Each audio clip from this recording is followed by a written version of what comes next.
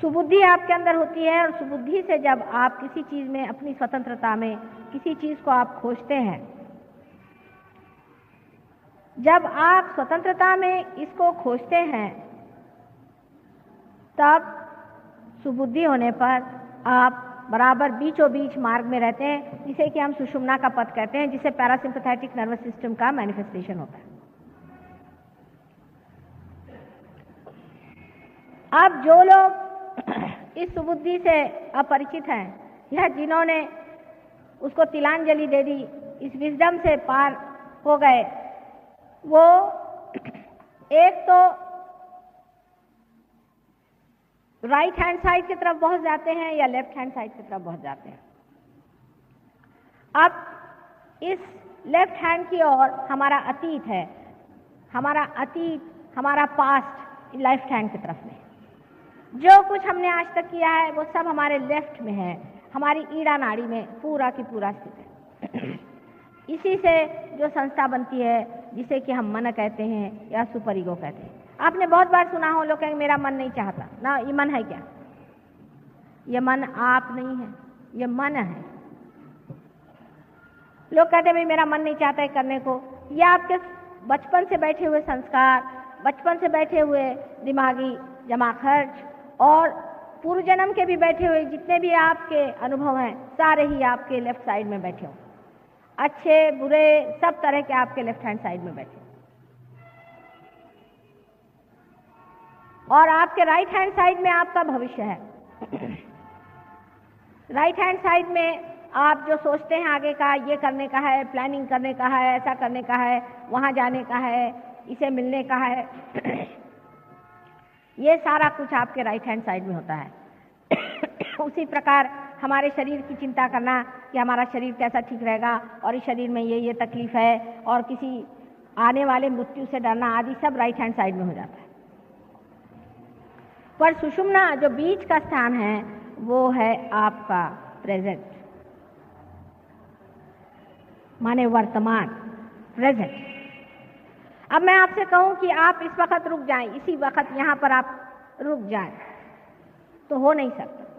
Realise souls को होगा, बाकी नहीं रुक सकते, क्योंकि एक विचार उठता है फिर वो खत्म हो जाता है। आप उसका उठना देखते हैं, उसका गिरना नहीं देख सकते। दूसरा विचार उठता है, वो भी गिर जाता है। इन दोनों के बीच में जो जगह है वो विलंब है, वही प्रेजेंट है।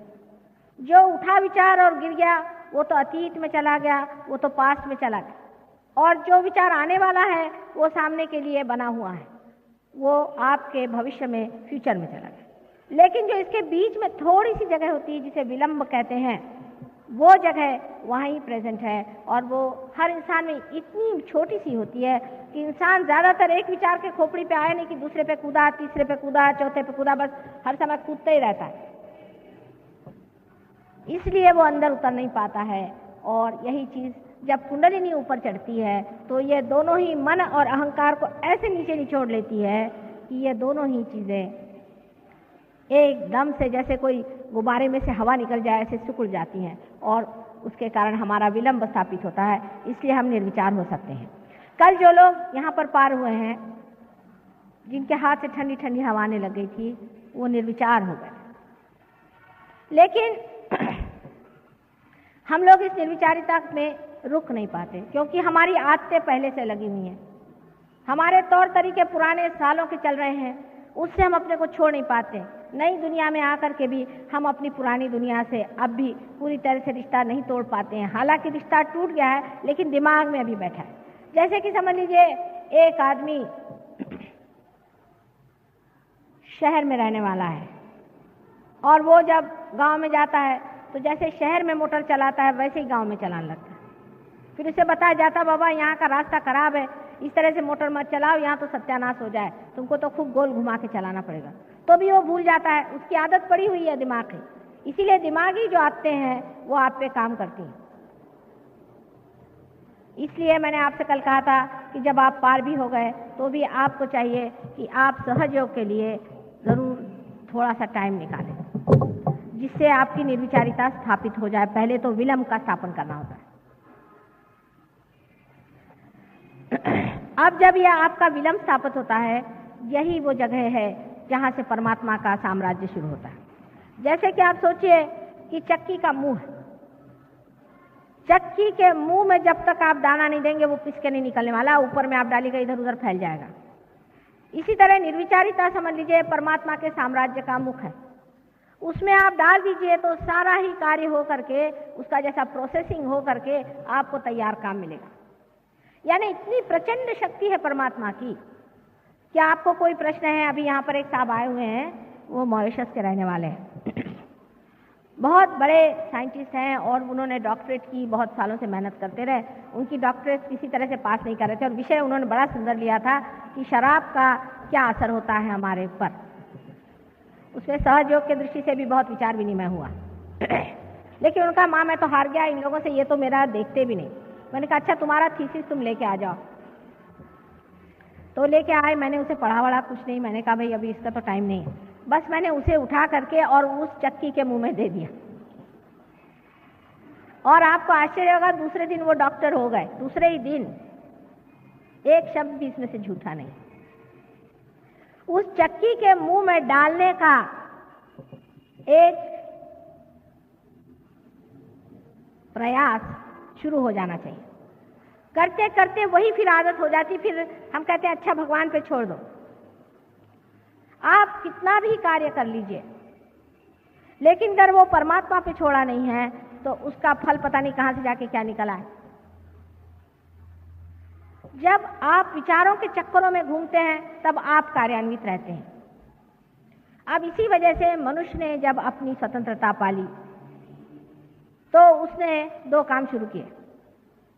शुरू में तो उसने ये कहना शुरू कर दिया कि ये नहीं करो, वो नहीं करो, यहाँ नहीं जाओ, वहाँ नहीं जाओ। खासकर वेस्टर्न देशों में बहुत ज़्यादा डिसिप्लिन करो।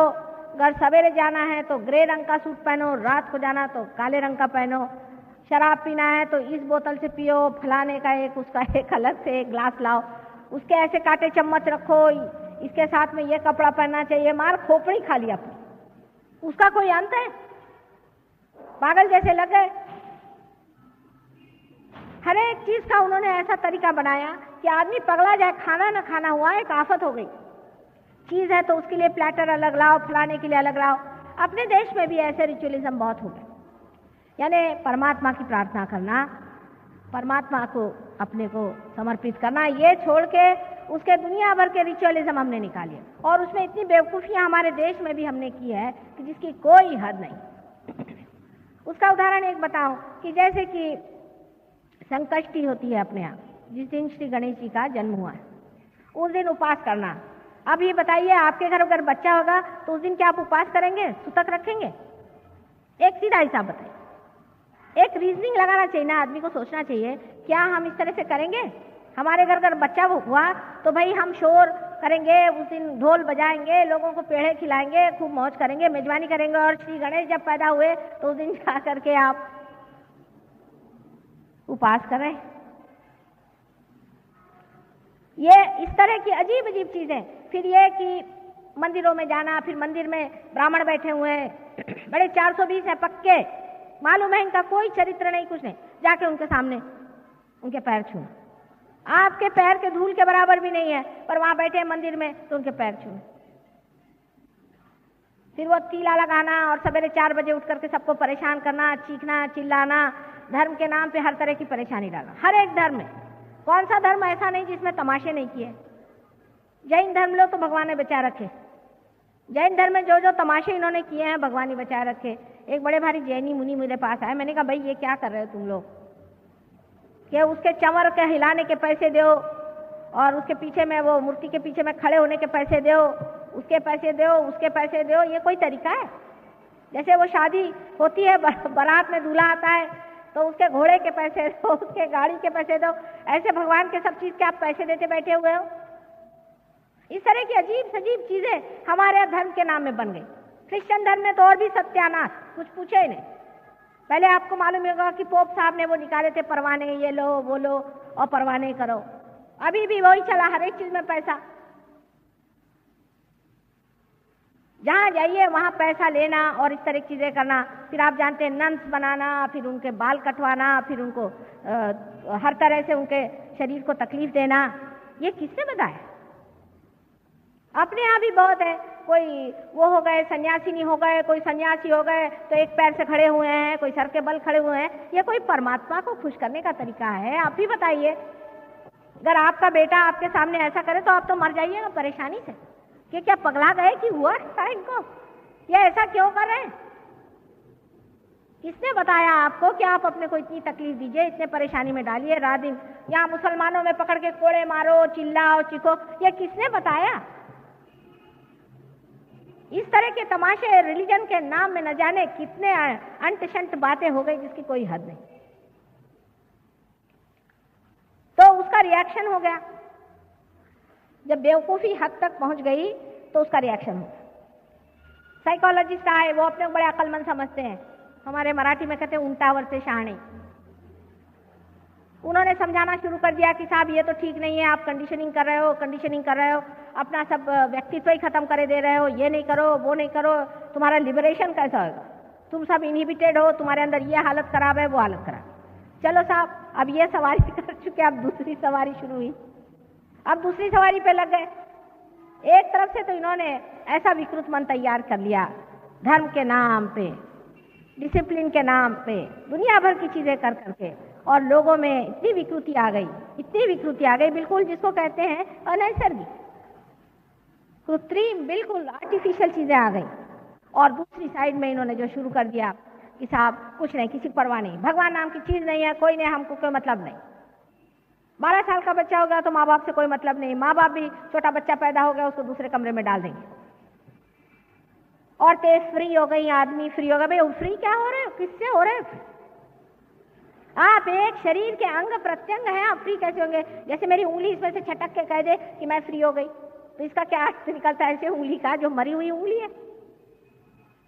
फ्री तो आप तब होंगे जब उसको जानिएगा जिसके अंदर आप बसे हुए। उस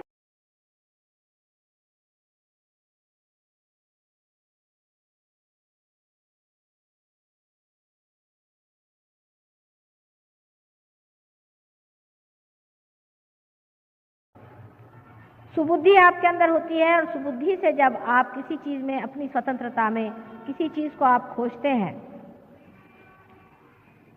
जब आप स्वतंत्रता में इसको खोजते हैं, तब सुबुद्धि होने पर आप बराबर बीचों बीच मार्ग में रहते हैं, जिसे कि हम सुषुम्ना का पथ कहते हैं, जिसे पैरासिम्पैथेटिक नर्वस सिस्टम का मैनिफेस्टेशन होता है।